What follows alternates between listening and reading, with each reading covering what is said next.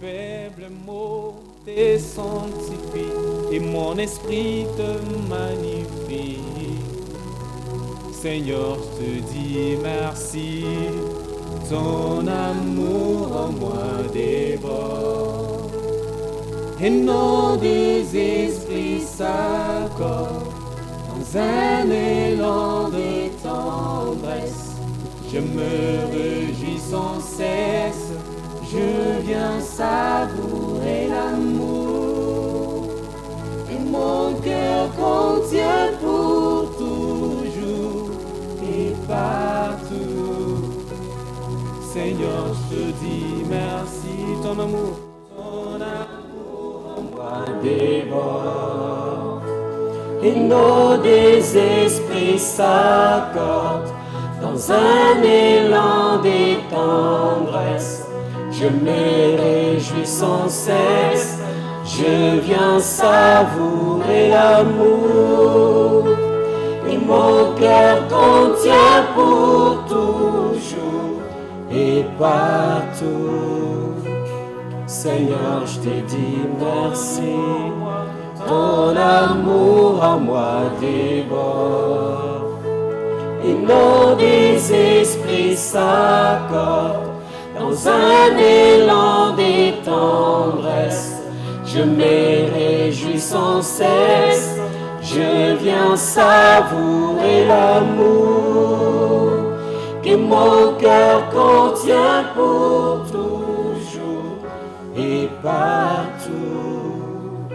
Seigneur, je te dis merci, ton amour en moi dévore. Et nos deux esprits s'accordent dans un élan de tendresse. Je me réjouis sans cesse, je viens savourer l'amour que mon cœur contient pour toujours et partout. Seigneur, je te dis merci.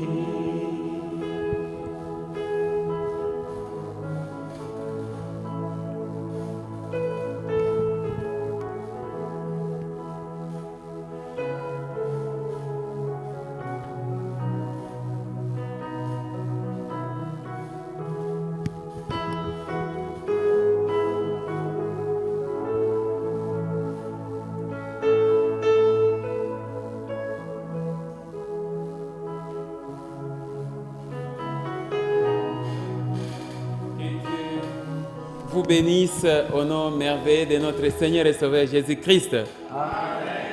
Nous bénissons l'Éternel notre Dieu pour ce dimanche après-midi. Nous le glorifions pour le souffle de vie, l'être et le mouvement. Lui qui est le maître des temps et des circonstances. Dieu qui a rendu disponible ce moment afin que vous puissiez suivre l'enseignement. Amen, amen. Amen. Gloire à Dieu qui nous donne le souffle de vie. Gloire à Dieu qui nous a appelés à la vie éternelle et que cet enseignement que je te donne, mon frère, cet après-midi, puisse apporter la délivrance dans ta vie. Est-ce que j'ai parlé à quelqu'un? Alors, la semaine passée, j'ai enseigné sur les 3 erreurs graves de Rachel, femme de Jacob, dans le parcours de sa destinée. Et j'avais résumé cet enseignement en 3 erreurs graves que vous allez retrouver normalement au niveau du tableau. Rachel a commis 3 bêtises graves. Et la semaine passée, on a parlé de ces 3 erreurs graves de Rachel, femme de Jacob, dans le parcours de sa destinée. Premièrement, Rachel a accepté d'être deuxième femme de Jacob, époux de sa grande sœur Léa. Deuxièmement, Rachel s'est plongée dans l'idolâtrie en volant les téraphimes de son père, en volant ce qu'on appelle les Mikenji, les Nkishi, les téraphimes, et les avait cachés dans ses parties intimes. Et enfin, c'était la folie comportementale de Rachel vis-à-vis de son mari Jacob. Rachel, belle femme, mais dépourvue de sens, et avait des troubles comportementaux dans le foyer. Voilà ce qu'on avait vu donc la fois passée. Et aujourd'hui, j'ai choisi pour vous un thème intitulé « La vie polygame de Jacob » origine des 12 tribus d'Israël. La vie polygame de Jacob, origine des 12 tribus d'Israël, c'est le thème que nous allons développer cet après-midi. Amen, amen. Comme vous le constatez, mes frères et sœurs, Jacob, fils d'Isaac et petit-fils d'Abraham, a connu une vie de polygamie terrible. Amen, amen. Qu'est-ce qu'on entend par polygamie? C'est tout simplement l'état ou la situation d'un homme ayant plusieurs femmes. La situation d'un homme ayant plusieurs épouses. Le terme polygamie, il est formé à partir de deux mots grecs. Il y a polius qui signifie plusieurs et gomos qui veut dire mariage. Donc, Jacob, c'était un homme qui avait contracté plusieurs mariages, qui avait 4 femmes. Et quand nous parlons de la vie polygame de Jacob, cela veut dire que Jacob avait contracté plusieurs mariages. Cela veut dire que Jacob avait précisément 4 femmes. Est-ce que c'est normal ça pour un homme? Amen, amen. C'est normal pour un homme d'avoir 4 femmes? Et Jacob avait 4 femmes. Amen, amen. Et vous le verrez tout au long de mon enseignement. Je vais essayer de vous expliquer que Jacob n'est pas une référence pour nous en matière de mariage. Amen, amen. Jacob n'est pas une référence, vous devez comprendre ces choses. Mais il n'y a pas seulement Jacob. Il y a aussi beaucoup d'autres patriarches, comme Abraham. Abraham n'est pas notre référence en matière de mariage, parce qu'Abraham avait fait un enfant avec la servante. Amen, amen. C'est de l'infidélité, ça, avec la servante de sa maison. Tel est le cas aussi pour Ésaü. Ésaü, jumeau de Jacob, avait 3 femmes. Salomon, n'en parlons même pas. Salomon avait 700 femmes et 300 concubines. N'est-ce pas à l'heure actuelle, si on essaie seulement de l'amener à l'hôpital, qu'est-ce qu'on allait attraper? La prostate, n'est-ce pas?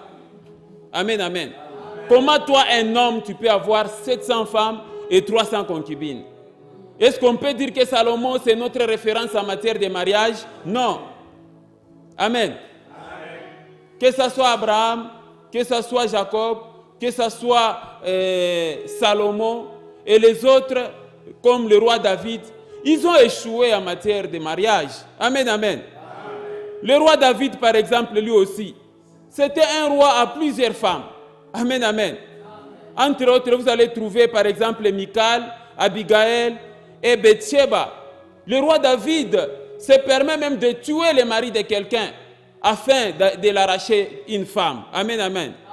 Donc tous ces hommes ici, dont je suis en train de vous citer ici, ont été des infidèles au foyer. Certains ont connu même des divorces. D'autres ont tué des maris pour succéder à une femme. Amen, amen. Donc c'est pour vous dire que ce soit Jacob et les autres, ils ne sont pas notre référence en matière de mariage, parce que déjà, en Genèse, il est dit que les 2 deviendront une seule chair. Il n'est pas dit le 3, le 4, le 5, le 10, le 700, non. Est-ce que j'ai parlé à quelqu'un? Et ça, c'est un mauvais lien. J'ai parlé à quelqu'un? C'est un mauvais lien qui ne doit pas te toucher, mon frère, ma sœur. Par exemple, les liens là de sortir avec des servantes. Lien de sortir avec des servantes. C'est un lien qui a commencé déjà avec les ancêtres d'Abraham. Et quand Abraham va épouser Sarah, sa femme, c'est Sarah qui pousse Abraham à sortir avec la servante. Et Abraham est tombé aussi dans ces liens-là, par impatience tout simplement de la promesse. Amen, amen. Amen. Vous allez voir ces liens ici. Salomon est tombé aussi là-dedans. Le roi David est tombé aussi dans ces liens-là. Jacob également est tombé dans les mêmes liens. Amen, amen. Amen.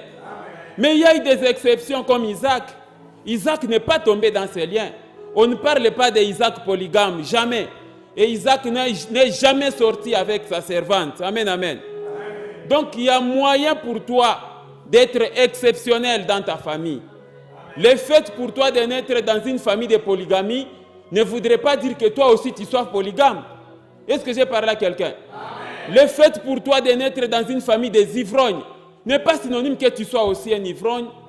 Le fait pour toi de naître dans une famille des escrocs n'est pas synonyme que tu sois aussi escroc. Il y a moyen de faire l'exception avec Jésus-Christ.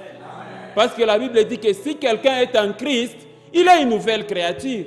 Les choses anciennes sont passées et voici toutes choses sont devenues comment? Nouvelles. Est-ce que j'ai parlé à quelqu'un? Démarquez-vous des mauvais comportements de vos familles. Amen, amen. Vous ne devez pas être ce que vos ancêtres étaient. Non, amen. Tu peux avoir la ressemblance à ton oncle, je ne sais pas moi, à ta tante, tout ça. Mais il ne faudrait pas que même dans les mauvais comportements, qu'on commence à te pointer du doigt que non, non, celui-ci, c'est vraiment son oncle, même dans les mauvais comportements, non. Dans les bons comportements, oui, parce que les bons comportements ne contredisent pas la parole de Dieu. Mais dans les mauvais comportements, tu dois te démarquer, même par rapport à ton homonyme. Est-ce que j'ai parlé à quelqu'un? C'est possible donc, c'est possible que tu puisses te détacher de ces liens-là familiales. C'est possible d'être exceptionnel dans votre famille à cause de Christ qui est en vous. Amen, amen. Est-ce que j'ai parlé à quelqu'un? Alors de nos jours, il y a certains hommes aussi qui tombent dans les mêmes liens. Liens de sortir avec des servantes. Amen, amen. Beaucoup de femmes au foyer se plaignent de voir leur mari sortir avec des bonnes. Leur mari sortir avec des servantes de terrasses, avec des servantes de restaurants, des servantes de boîtes de nuit, des servantes de bistrots, et font même des enfants avec eux. Et d'autres en installent même. Donc vous aussi, vous êtes tombés dans ces liens-là. Amen, amen. Des patrons d'entreprise et des chefs qui sortent avec leurs hôtesses, leurs secrétaires, des filles et des femmes qui sortent aussi avec leurs patrons. Amen, amen.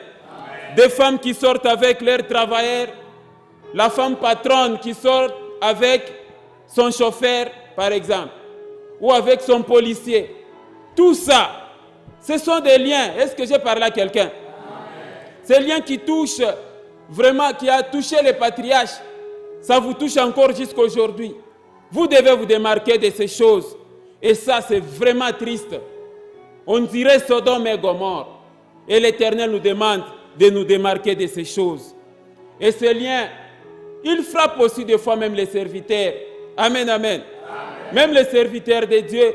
C'est le cas d'un pasteur, par exemple, qui peut sortir avec une fille qui est au service des protocoles. Amen, amen. Ou encore qu'on apprenne que non, le pasteur, il sort avec la secrétaire. Est-ce que c'est normal ça? Donc vous êtes aussi dans ces liens-là. Et comme j'ai l'habitude de l'enseigner, en principe, un pasteur n'a pas besoin d'une secrétaire.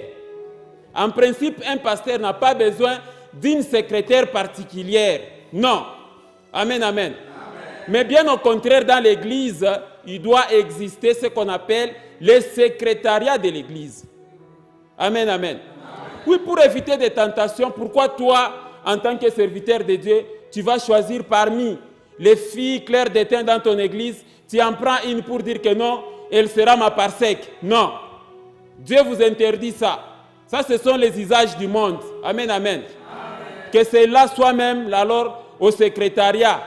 Dans l'ensemble, le secrétariat de l'Église, ça c'est acceptable. Pas prendre une parsec et commencer à voyager avec elle. Oh non, où est le pasteur? Non, il a voyagé avec la parsec, la secrétaire particulière là. Ils sont où? Non, ils sont, je ne sais pas moi, en France, aux États-Unis, tout ça. N'est-ce pas s'exposer? N'est-ce pas la tentation ça? Est-ce que j'ai parlé à quelqu'un? Donc, pour éviter la tentation, le pasteur doit éviter d'avoir comme hôtesse des filles à son bureau. Amen, amen. La Bible dit fouiller l'impudicité, n'est-ce pas? La Bible dit fouiller quoi? L'impudicité. Donc vous devez prendre des dispositions. Est-ce que j'ai parlé à quelqu'un? Alors, quelle est la situation familiale de Jacob? Pourquoi nous parlons de l'infidélité de Jacob? Pourquoi nous parlons de la vie polygame de Jacob?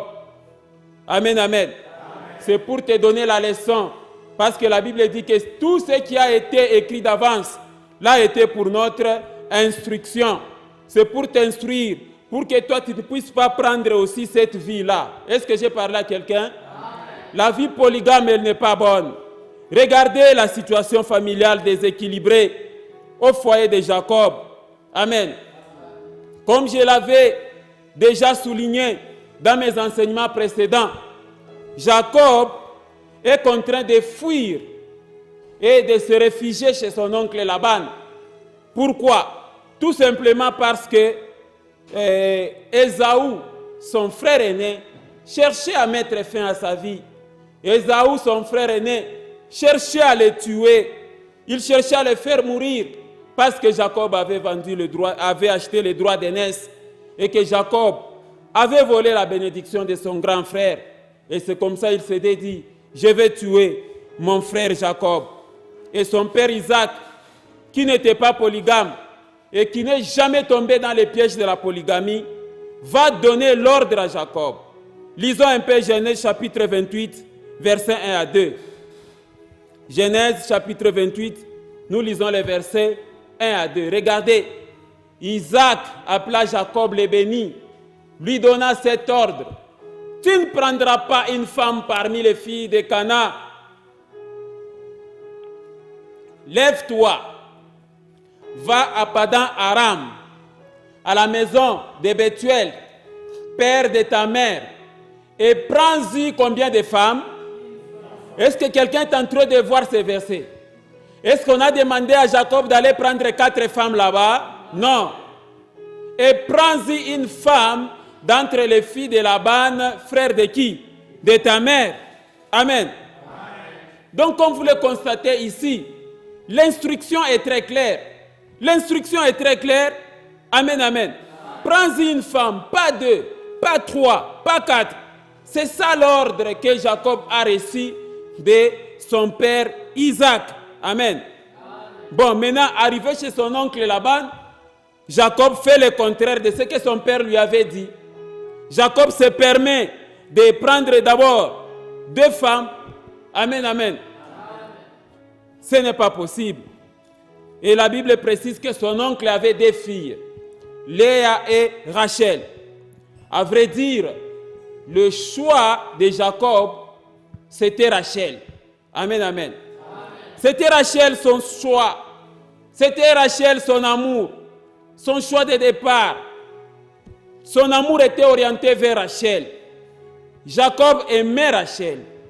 Mais comment expliquer que Jacob se retrouve avec Léa comme première femme? C'est la manigance tout simplement de son oncle. Et Jacob s'est laissé faire.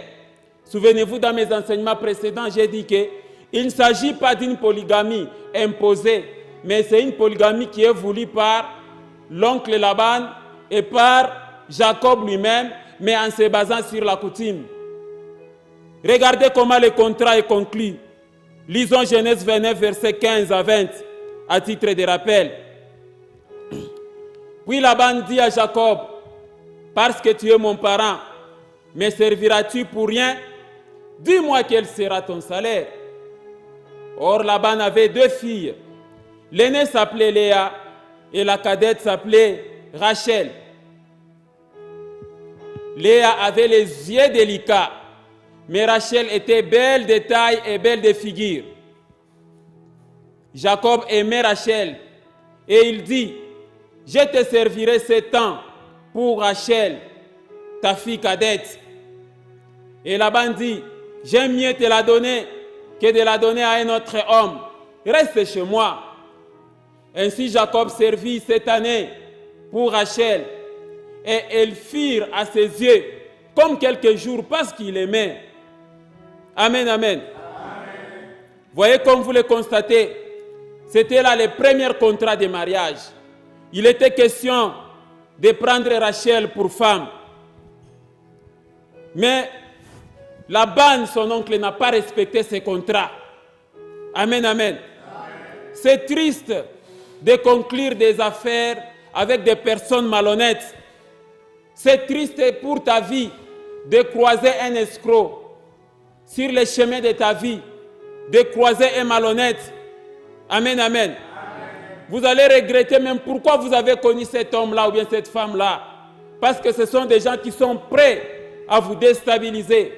Des gens qui sont prêts à détruire même votre foyer, à déstabiliser vos finances, à déstabiliser vos foyers, à déstabiliser vos affaires. Amen. Ça doit faire l'objet de vos prières. Priez le Seigneur pour ne jamais croiser des hommes comme ça. Des gens qui ne respectent jamais les engagements. Des gens qui peuvent chercher à détruire votre vie. Vous devez prier nuit et jour. Éternel, éloigne sur le parcours de ma vie les hommes mauvais et méchants. Les hommes qui peuvent détruire mon foyer. Les hommes qui peuvent détruire ma vie. Vous devez prier pour que le Seigneur éloigne les hommes mauvais parce que tous n'ont pas la foi. J'ai parlé à quelqu'un. Amen, amen. Je voulais te parler, mon frère, ma soeur, que ton ami ou encore que tes proches là ne regrettent pas de t'avoir connu. Amen. Sois une source de grâce pour les autres. Sois une source de bénédiction. Il ne faut pas être un traître à côté de quelqu'un. Il ne faut pas être celui-là qui a le calcul seulement de chercher à déstabiliser quelqu'un. Dieu ne sera pas content au ciel. Dieu ne sera jamais content de vous. Amen, amen. Même dans la vie des couples, c'est comme ça que vous devez vous comporter. Il ne faudrait pas que l'homme qui est à tes côtés regrette que non, je te regrette de t'avoir comme femme. Amen. Et que la femme aussi ne dise pas que non, je te regrette aussi de t'avoir comme mari. Vous devez bien regarder vos comportements et commencer à changer. Est-ce que j'ai parlé à quelqu'un? Amen, amen. Amen. Continuons un peu la lecture. Et ça, c'est ce qui est arrivé avec Jacob et Laban. Un oncle qui dit que non, je suis prêt à te donner Rachel. Mais qu'est-ce qui va arriver dans la suite des temps? Un oncle qui n'a pas respecté les contrats. Un oncle qui est en train de pousser les neveux dans la polygamie. Amen. Et les neveux qui a aussi la capacité de refuser, ne refuse pas. Il continue. Non, c'est l'oncle qui a parlé. Moi, je suis obligé de continuer. Est-ce que c'est normal ça? Est-ce que j'ai parlé à quelqu'un? Beaucoup de gens se retrouvent divorcés sous influence des membres de famille, sous influence, je ne sais pas moi, de la belle-sœur, de l'oncle, de la tante, de la maman ou de qui que ce soit. Est-ce que c'est normal ça? Demeurez ininfluençable. Et la Bible dit que l'homme ne sépare pas ce que Dieu a uni. Amen, amen. Voilà pourquoi j'ai toujours exhorté à toutes les voleuses de mari d'arrêter. Amen, amen. Est-ce que j'ai parlé à quelqu'un? Et à toi, les maris là qui est en processus d'épouser une deuxième femme, tu dois arrêter, même si tu l'as déjà installé quelque part. Je l'ai dit dans mes enseignements précédents. À ceux-là qui sont déjà dans la polygamie et qui ont des enfants, je ne vous demande pas de divorcer. Mais à toi là, la voleuse d'un mari, il n'y a pas d'enfant, il n'y a pas quoi que ce soit, abandonne. Abandonne un mari d'autrui. Amen. Il ne faut pas te laisser installer. Il ne faut même pas, parce que tu as affaire à un mari d'autrui. J'ai parlé bien de ces choses. Est-ce que j'ai parlé à quelqu'un? Je disais encore qu'on a eu. Genèse 29, versets 21 à 26. Genèse 21, nous lisons les versets 21. Ensuite, Jacob dit à Laban, donne-moi ma femme car mon temps est accompli et j'irai vers elle. Là, Jacob devient trop pressé. Laban réunit tous les gens du lieu et fit un festin.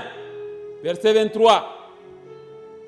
Le soir, là la malhonnêteté commence. Le soir, il prit Léa, sa fille, et l'amena vers Jacob qui s'approcha d'elle. Et Laban donna pour servante à Léa, sa fille Zilpa, sa servante. Verset. Le lendemain matin, voilà que c'était Léa alors que Jacob dit à Laban, qu'est-ce que tu m'as fait?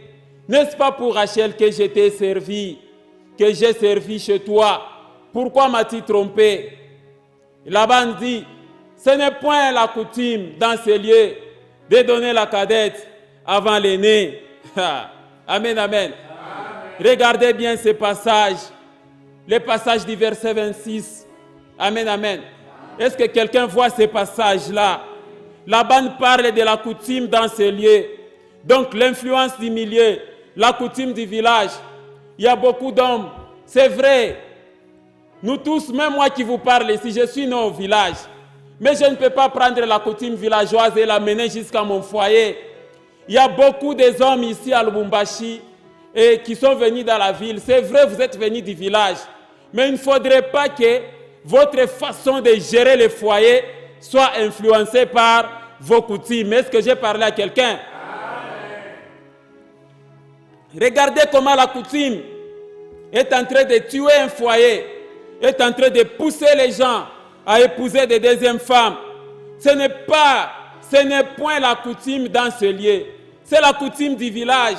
Laban, toi qui es juif, comment expliquer que tu peux aller prendre la coutume de ce lieu-là? Amen, amen. Et tu te permets de prendre tes deux filles et donner ça à un seul homme à cause de la coutume. Laban, ça c'est la malhonnêteté. Amen, amen. Et la fois passée, j'avais expliqué même par rapport à Jacob. Jacob aussi, c'était de la malhonnêteté, de n'accepter seulement, de s'exclamer le matin que non, pourquoi tu m'as trompé?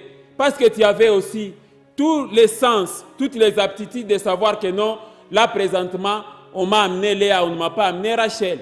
Il fallait réclamer avant d'aller chez elle. Mais quand tu vas aller chez elle et puis tu vas réclamer le matin après, ce n'est pas possible. Amen. Donc avec tout ce qui a eu lieu comme événement, Léa devient la première dame, Léa devient la première femme de Jacob, mais Laban, son oncle, qui est en même temps son patron, lui propose encore un autre contrat de mariage pour 7 ans, et cette fois-ci pour prendre Rachel comme deuxième femme. Et Jacob accepte et Jacob exécute. Amen, amen. Regardez Genèse chapitre 29, versets 27 à 30. Attention avec la coutume, mon frère, ma sœur. La coutume peut t'amener à déstabiliser ta vie. Genèse 29, versets 27 à 30. Achève la semaine avec celle-ci et nous te donnerons aussi l'autre pour les services que tu feras encore chez moi pendant cette nouvelle année. Jacob fit ainsi. Et il acheva la semaine avec Léa. Puis Laban lui donna pour femme Rachel, sa fille. Et Laban donna pour servante à Rachel, sa fille Bila, sa servante. Jacob alla aussi avec Rachel, qu'il aimait plus que Léa. Et il servit encore chez Laban pendant cette nouvelle année. Vous trouverez donc, mon frère, ma sœur, des Laban dans votre famille, des oncles mauvais, des oncles méchants, des oncles qui sont là pour déstabiliser les foyers des autres. Amen. Vous trouverez dans vos familles des oncles et des tantes, destructeurs des foyers de leurs neveux, de leurs nièces, de leurs fils. Ce sont eux qui décident de divorcer, ce sont eux qui décident sur les mariages, ce sont eux qui décident sur les remariages, ils décident même sur les grandes décisions de vos propres foyers. N'est-il pas écrit que l'homme quittera son père et sa mère? Et toi, l'homme là qui n'a pas encore quitté, tu n'es pas indépendant. Quand tu prends des décisions, ce sont tes oncles qui prennent des décisions et la femme dans la maison en train d'en pâtir seulement. Alors que tu as affaire à de la bande, tu détruis ton foyer. Amen, amen. Oui, beaucoup de femmes se plaignent dans des maisons ici que non, mon mari là, tant que sa tante, tant que sa maman ou son père n'a dit aucun mot. Donc on dirait le foyer est dirigé par ton papa ou par ta maman ou par tes oncles ou encore par tes petites sœurs, tout ça. Tu n'as jamais quitté, est-ce que c'est normal ça? C'est à ta honte que j'ai dit ça, sois indépendant, toi l'homme. L'homme est le chef de la famille. Est-ce que j'ai parlé à quelqu'un? Il n'est pas dit que ce sont tes parents, tes oncles qui sont dans les villages ou encore tes tantes et tes petites sœurs ou tes grandes sœurs qui vont diriger ton foyer. Non. Arrête de te faire diriger par ta famille. L'homme quittera. Tant que tu n'as pas encore quitté, Dieu ne te bénira pas. L'homme quittera son père et sa mère, s'attachera à sa femme. Vous devez quitter. Beaucoup des hommes ne quittent pas. C'est ça le problème. Est-ce que j'ai parlé à quelqu'un? Pour prendre une petite décision, la référence, non, il faut d'abord que maman décide. Il faut d'abord que mon oncle décide. C'est quelle coutume ça? Amen, amen. Vous prenez les affaires coutumières et vous les mettez en première position. Vous négligez la parole de Dieu. Et quand il y a des problèmes, c'est toujours tes oncles là qui vont te tuer. Et quand tu vas mourir là, toujours les mêmes personnes qui t'ont tué vont commencer maintenant à aller demander à la veuve, ta femme là, pour dire non, montre-nous comment notre frère, notre neveu est décédé. De quelle manière? Alors ils sont eux-mêmes tueurs. Est-ce que j'ai parlé à quelqu'un? Vous devez faire très attention. Il ne faudrait pas que dans votre foyer, ce sont vos familles qui décident. Amen. Ce sont tes oncles-là qui prennent de grandes décisions. Ils vous appellent à des réunions, ils convoquent des réunions. Et à l'ordre du jour, tu dois divorcer. À l'ordre du jour, tu dois avoir encore une deuxième, troisième, quatrième femme. Nous devons avoir beaucoup d'enfants. On a besoin de petits-fils. Est-ce que c'est leur affaire, ça? Amen, amen. Voilà maintenant la conséquence qui est arrivée avec Laban et Jacob. Maintenant, regardez comment Jacob se retrouve dans une situation de polygamie. En voulant trop s'incliner devant son oncle Laban, et lui aussi il accepte alors qu'il pouvait refuser. Regardez comment est le tableau maintenant. Et là, Jacob a combien de femmes? Deux femmes.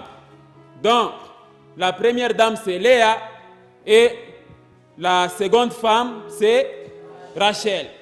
Jacob se retrouve avec ce que vous appelez communément deux bureaux. Léa, premier bureau, et Rachel, deuxième bureau. Ce n'est pas normal ça. Amen, amen. Parce qu'au commencement, il n'était pas ainsi. Il est dit que l'homme quittera son père et sa mère, s'attachera à sa femme, et les deux deviendront une seule chair. Amen, amen. Jésus-Christ a dit ça. Au commencement, il n'en était pas ainsi. Si Dieu a encouragé la polygamie, alors Adam, dans le jardin d'Éden, il pouvait se réveiller comme ça. Il voit devant lui 3 femmes. Pourquoi Dieu avait créé seulement Ève à ses côtés? Et voilà, quand Adam se réveille, il dit, voici cette fois-ci l'os de mes os, la chair de ma chair. Maintenant, quand vous entrez dans un schéma de la polygamie, qu'est-ce que tu vas dire? Voici cette fois-ci les os de mes os et les chairs de mes chairs. Est-ce que c'est normal ça? Non. Les deux deviendront une seule chair. J'ai parlé à quelqu'un. Puisque c'était au commencement là, donc Dieu avait institué le mariage dans les paradis, dans les jardins d'Éden. Et Dieu avait créé Ève. Ève. Dieu n'avait pas créé 3, 4 Ève. Quelqu'un comprend ça? Et voilà maintenant, Jacob est polygame avec 2 femmes, dont la grande sœur et la petite sœur. Lisons un peu Genèse chapitre 29. Vous allez comprendre ici maintenant là, Léa se décide, se donne l'objectif de faire beaucoup d'enfants à Jacob. Amen. Léa se donne l'objectif d'être madame chaque année. Léa se donne l'objectif de mettre au monde chaque année. C'était une femme qui ne craignait pas la technique. Amen, amen. Et Léa est arrivée jusqu'à 7 enfants. Regardez comment la naissance est en train de se succéder. Pas de planning familial. Parce que Léa s'est dit dans sa tête, je dois faire beaucoup d'enfants, comme ça Jacob va encore redoubler son amour envers moi. Amen, amen. Cette même attitude, on la trouve chez certaines femmes aujourd'hui. Quand vous êtes dans une situation de polygamie, vous risquez de vous retrouver, bon, tes 3 femmes-là, toutes sont enceintes au même moment, toutes accouchent au même moment, les fêtes d'anniversaire se succèdent au même moment. Qu'est-ce qui va arriver si tu n'as pas de moyens? Amen. Donc, tu prépares des leillettes au même moment à 3, 4 femmes. Amen, amen. Est-ce que c'est correct ça? Est-ce que je parle à quelqu'un? Regardez, parce que les objectifs que les femmes se donnent, toi l'homme là, on va t'épuiser si tu as beaucoup de femmes. Si vous avez une femme parmi tes femmes comme Léa, tu feras beaucoup d'enfants. Parce que Léa, elle était trop nataliste. Elle s'est décidée de faire beaucoup d'enfants à Jacob, pensant qu'en faisant beaucoup d'enfants, Jacob va l'aimer. Je disais qu'on a eu. Genèse 29, nous lisons le verset 32. Elle était vraiment une femme très féconde. Regardez le verset 32. Léa devint enceinte et enfanta un fils à qui elle donna le nom de qui? De Ribin. C'est le fils aîné. Car elle dit, l'Éternel a vu mon humiliation et maintenant mon mari m'aimera. Regardez le verset 33. Elle devint encore comment? Enceinte et enfanta un fils. Et elle dit, l'Éternel a entendu que je n'étais pas aimé et il m'a aussi accordé celui-ci. Et elle lui donna le nom de qui? De Siméon, deuxième enfant. Regardez le verset 34. Elle devait encore comment? Enceinte. Léa, madame, chaque année. Elle devait encore enceinte et enfanta un fils. Et elle dit, pour cette fois, mon mari s'attachera à moi, car je lui ai enfanté 3 fils. C'est pourquoi on lui donna le nom de qui? De Lévi. Regardez le verset 35. Elle devait encore comment? Enceinte. Et enfanta un fils. Et elle dit, cette fois, je louerai l'Éternel. C'est pourquoi elle lui donna le nom de qui? De Juda. Et elle cessa d'enfanter. Amen, amen. Madame, chaque année, moi, c'est un banga technique. Amen, amen. Une femme très féconde. Une femme dont la fécondité est proche. Ce n'est pas possible. Chaque année, elle devient enceinte. Elle devient encore enceinte.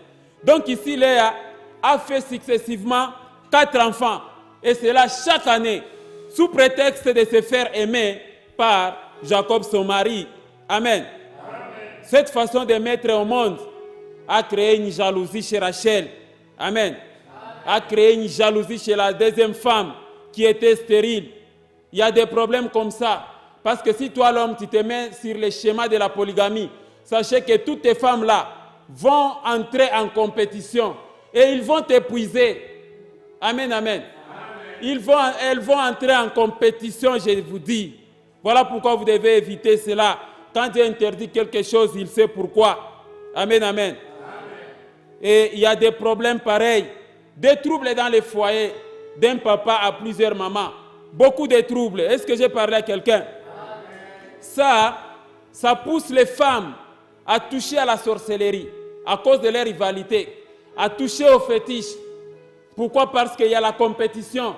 Qui est aimé plus que les autres femmes? C'est ça la difficulté. Amen, amen. Regardez maintenant les troubles comportementaux de Rachel. Genèse chapitre 30, nous lisons les versets 1 à 3. Genèse chapitre 30. Lorsque Rachel vit qu'elle ne donnait point d'enfant à Jacob, elle porta envie à sa sœur. Et elle dit à Jacob, donne-moi des enfants ou je meurs. Verset 2. La colère de Jacob s'enflamma contre Rachel et il dit, suis-je à la place de Dieu qui t'empêche d'être féconde? Regardez le verset 3. Elle dit, voici ma servante Bila, va vers elle, qu'elle enfante sur mes genoux et que par elle j'ai aussi des enfants. Amen. Chez Rachel, il n'y a pas d'enfants. Ça, c'est un problème sérieux. Mais Rachel se décide de donner à Jacob, son mari, sa servante pour femme. Est-ce que c'est normal ça? Vous les femmes aussi, quel cœur vous pouvez avoir? Prendre un mari et le donner à votre bonne, à votre domestique. C'est ce que Rachel a fait ici. Ce n'est pas correct. Amen, amen. Regardez les versets 4 à 8 de Genèse chapitre 30. Vous allez voir maintenant. Là, c'est Rachel qui donne maintenant une autre femme à Jacob. Et elle lui donna pour femme Bila, sa servante. Et Jacob alla vers elle. Jacob n'a pas tardé. Il a dit que c'est un cadeau. Merci. Ça, ce n'est pas possible. Bila devint enceinte et elle enfanta un fils à Jacob. Rachel dit, Dieu m'a rendu justice. Il a entendu ma voix. Ça, c'est le verset 6. Dieu m'a rendu justice et il a entendu ma voix. Et il m'a donné un fils. C'est pourquoi elle l'appela du nom de Dan. Oh là là. Bila, servante de Rachel, devint encore enceinte et enfanta un second fils à Jacob. Verset 8. Rachel dit, j'ai lutté divinement contre ma sœur et j'ai vaincu. Et elle appela du nom de qui? De Nephtali. Vous voyez comment les foyers deviennent déstabilisés? Vous voyez maintenant comment ils sont en compétition? Amen, amen. Mais Rachel, pourquoi tu as accepté d'entrer dans le foyer de ta grande sœur? Amen, amen. Voilà maintenant la conséquence. Et maintenant là, vous êtes en compétition avec votre grande sœur. Ce n'est pas correct. jusqu'à ce que Jacob maintenant va faire 2 enfants avec la servante. Jacob tombe dans ces liens-là. Amen. Et là, Jacob maintenant a 3 femmes. Amen, amen. Est-ce que quelqu'un comprend ces passages? Comment expliquer, Jacob, que tu acceptes de mettre au monde avec la servante? Est-ce que Dieu t'avait prédestiné à ça? Est-ce que ton père, quand il t'a donné l'ordre, va prendre une femme, il t'a demandé d'aller faire des enfants aussi avec la servante? Ça, c'est très compliqué, ça. Amen, amen. Voilà maintenant comment la vie au foyer de Jacob se présente. Regardez bien ce tableau. Maintenant, là, Jacob se retrouve avec 3 femmes. Premièrement, chez Léa, il y a Ruben, Siméon, Lévi et Juda. Chez Rachel, il n'y a pas d'enfant. On vient d'ajouter une 3e femme qui est Bila, qui a mis au monde Dan et Nephtali. Amen, amen. Continuons encore l'étude de cet enseignement, ce qui n'était pas vraiment correct. Au lieu que Jacob s'arrête là, Léa, qui avait connu une stérilité momentanée, après avoir mis au monde 4 enfants, et qu'elle a appris que Rachel, sa rivale, aurait donné à Jacob, son mari, sa servante, Léa aussi se décide de donner sa servante à Jacob. Amen, hein? Amen. Oui, Léa avait connu une stérilité momentanée. Cette situation crée souvent des problèmes, même jusqu'à aujourd'hui. Ça crée des problèmes. Toi, l'homme là, l'homme marié, ta femme est à tes côtés. Peut-être vous avez mis au monde 2 enfants, ou encore 3. Et tout d'un coup là, votre femme ne met plus au monde. Est-ce que c'est pour autant qu'on te demande d'aller mettre au monde en dehors? Ça peut être juste un arrêt momentané, une stérilité momentanée. Est-ce que j'ai parlé à quelqu'un? Ta femme ne met plus au monde. Mais toi, tu es prêt déjà à entrer dans la polygamie. Ce n'est pas correct. Face à cette situation, Léa s'est mal comportée et va aussi donner une de ses servantes comme femme à Jacob, en imitation de Rachel, sa femme, sa sœur. Lisons Genèse chapitre 30. Amen, amen. Genèse chapitre 30, nous lisons le verset 9. Genèse chapitre 30, verset 9 à 13. Léa, voyant qu'elle avait cessé d'enfanter, prit Zilpa sa servante et la donna pour femme à Jacob. Est-ce que c'est normal ça? Zilpa, servante de Léa, enfanta un fils à Jacob. Verset 11. Léa dit, quel bonheur!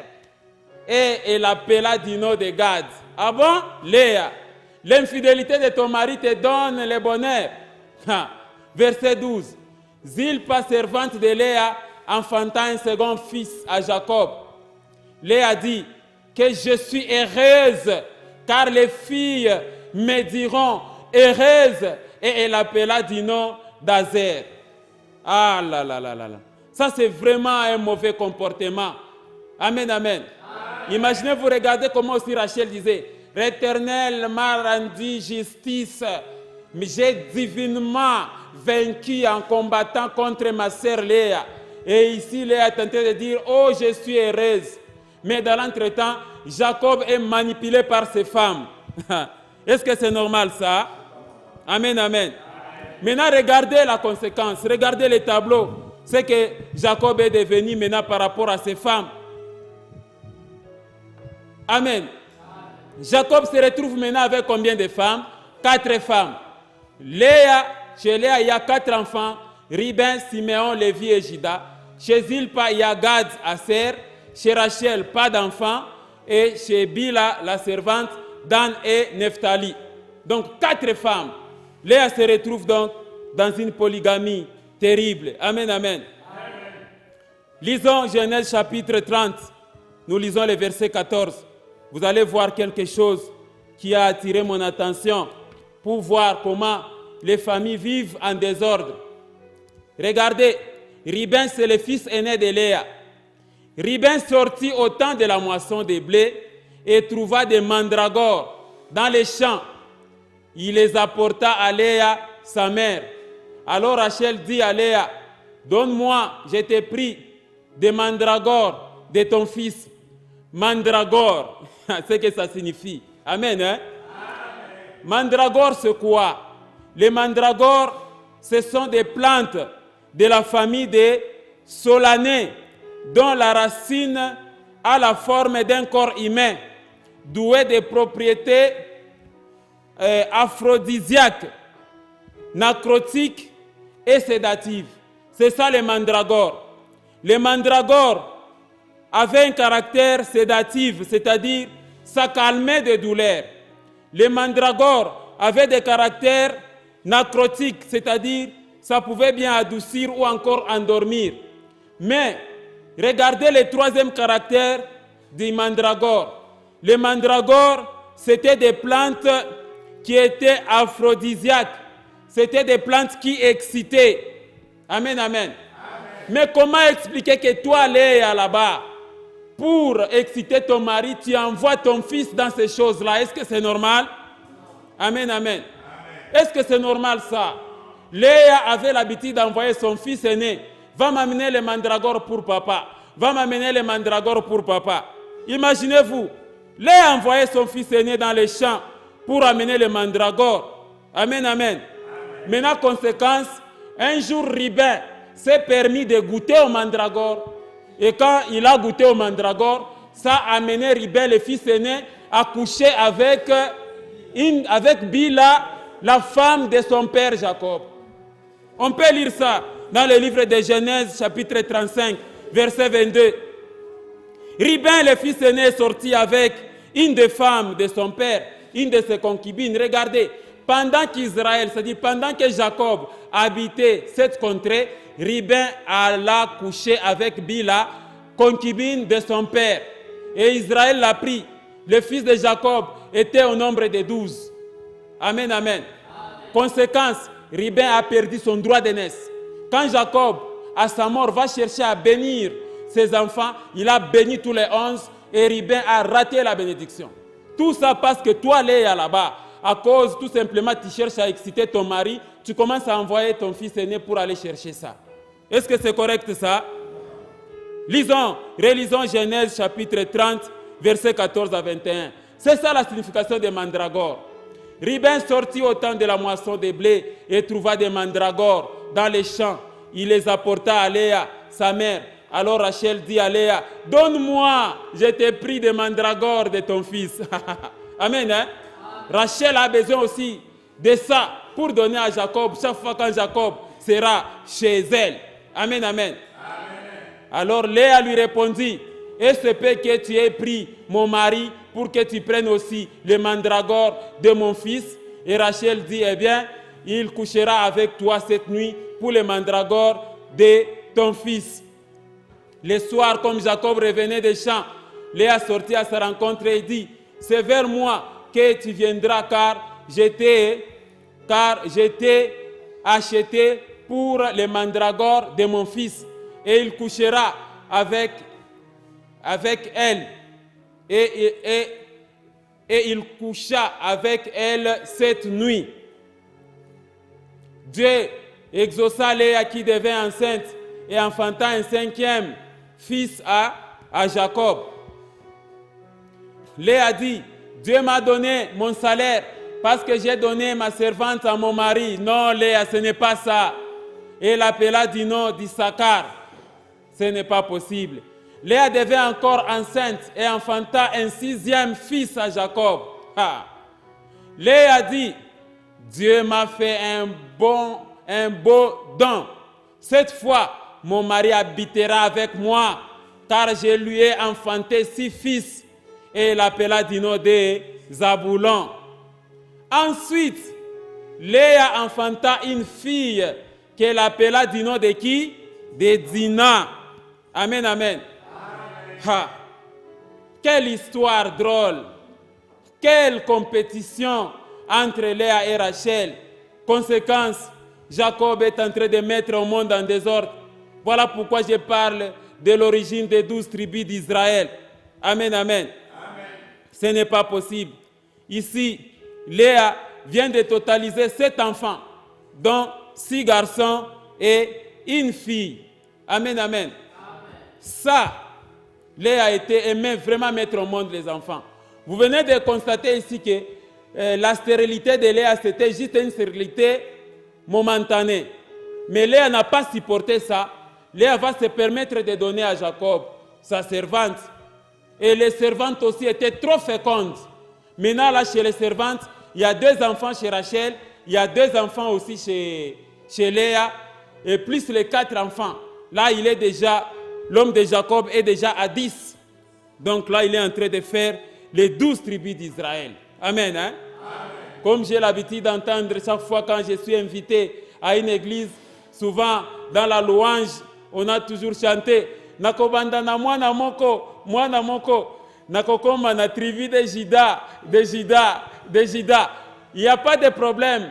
Tu auras 12 enfants, mais avec qui? Amen, hein? Amen. Nos femmes modernes aujourd'hui faire 12 enfants, tu ne sauras pas. Amen, hein? Amen. Ce sont pour nos anciennes mamans là. Elles arrivaient même jusqu'à 15. Amen.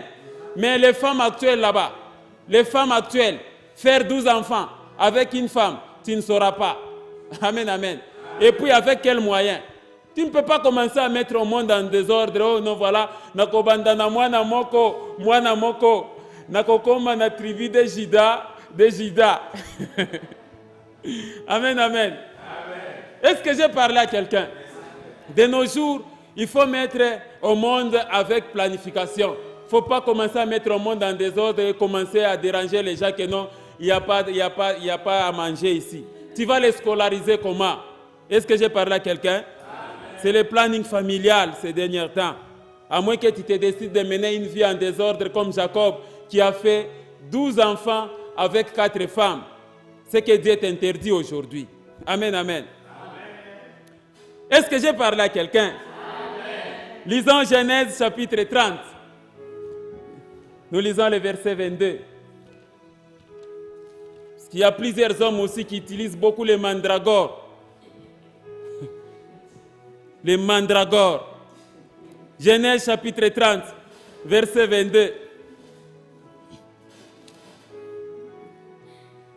Dieu se souvient de Rachel. Il exauça et il la rendit comment? Féconde. Verset 23. Elle devint enceinte et enfanta un fils. Et elle dit, Dieu a enlevé mon opprobre. Verset 24. Et elle lui donna le nom de Joseph en disant que l'Éternel m'ajoute un autre fils. Tu en auras Rachel, mais il faut ôter d'abord les théraphim dans ta maison. Amen, amen. Alors là, c'était la naissance de Joseph. Amen, amen. Regardez Genèse chapitre 35. Genèse chapitre 35, nous lisons les versets 16 à 19.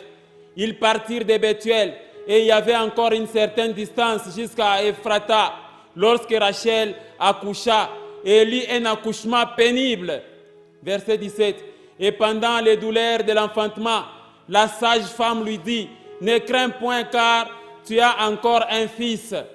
Et comme elle allait rendre l'âme, car elle était mourante, et elle lui donna le nom de Ben-Oni. Mais le père l'appela Benjamin. Amen, amen.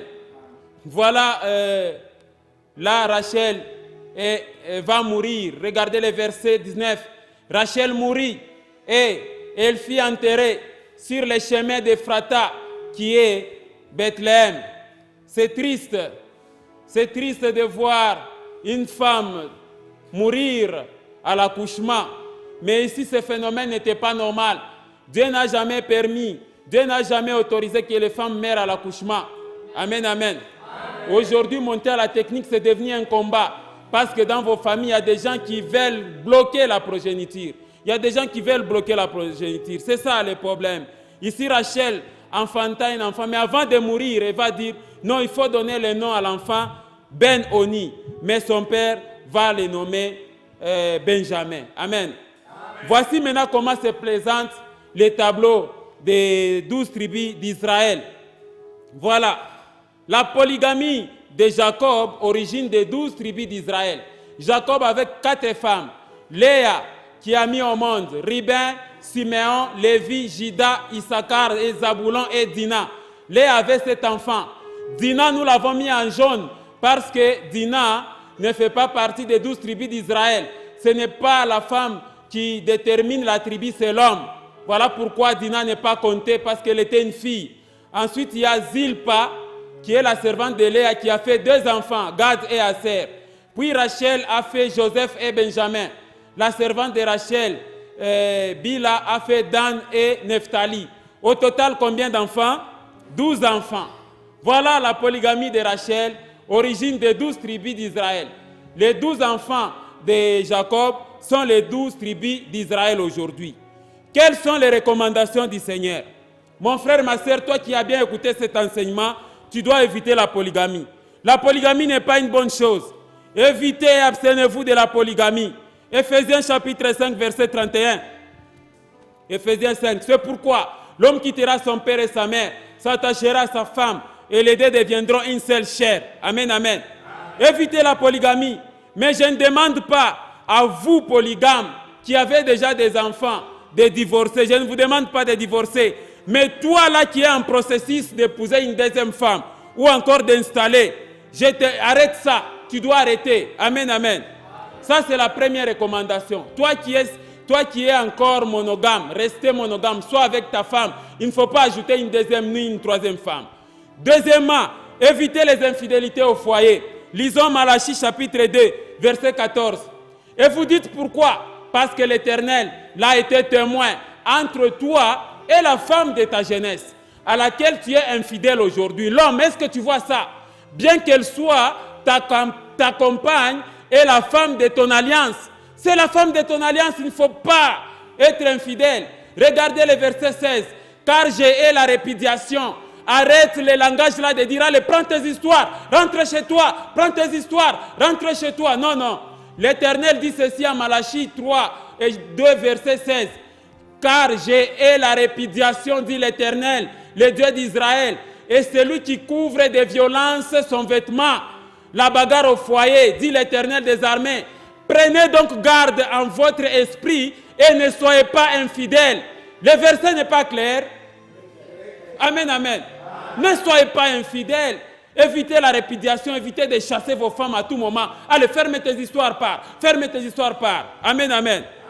Et enfin, je reviendrai sur cet enseignement. Enfin, Matthieu chapitre 19, verset 16, dernière recommandation.